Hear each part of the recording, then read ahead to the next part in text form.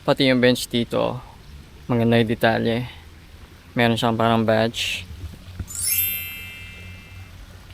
At saka yung tawag nila noodles na sulat.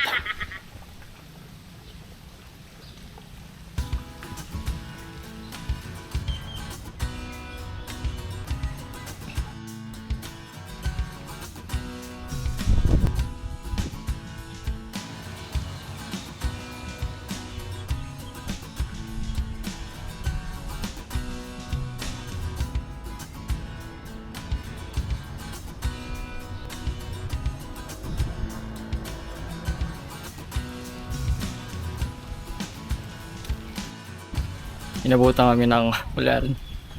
Buti na lang maganda tong parang waiting shed.